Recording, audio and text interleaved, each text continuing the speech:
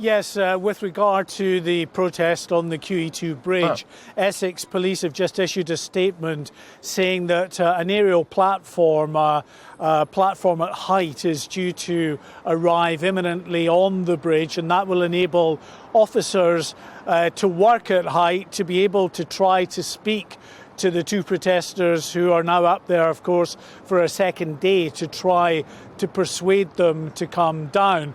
But of course, at the end of the day, if they don't want to come down, they're not going to get involved in grappling with them at height. That's just far too dangerous.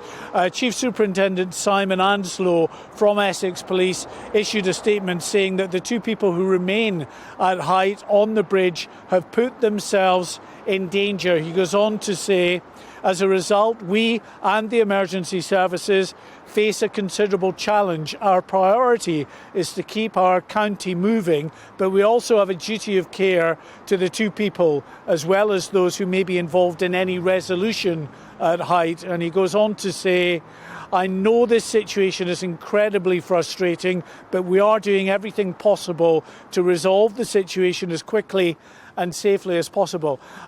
As I say, I mean, it's very difficult. You don't want to put members of the emergency services at risk by going up there and getting into any physical confrontation with people high up on a bridge like that. So it's a matter of trying to cajole and persuade them to come down. But at the end of the day, these protesters, Patrick, are only going to come down when they feel they're good and ready to do that. Once they've made their point, they feel cold, tired and hungry, that's when they'll come down. Essex Police say that when they do come down, they will be immediately arrested. I just can't help but wonder, Mark, when you think about all of the police resources that are going into not just these two up this bridge now, but on the various different streets around London and wherever else in the country they want to glue themselves. Is there a case for things like wasting police time and police resources? I mean, I don't know, but it's got to be getting to that stage, hasn't it? Certainly if we're about to send a couple of police officers up a bridge. Well, there's no doubt this is wasting police time and resources. It absolutely is. Yesterday in Victoria Street, the protest I was at, I counted 50-plus police officers who were there for over 2 hours. Again this morning, 50-plus police officers here for 2 hours dealing with the protesters here.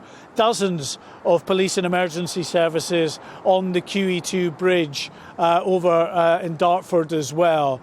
It's tying them up when they want to be going about their normal day-to-day business of trying to keep people safe in the capital and elsewhere. When you speak to these eco-protesters, of course, they claim that they've got right on their side. It's a climate emergency and they're justified in doing what they're doing. So they're not going to be dissuaded from that.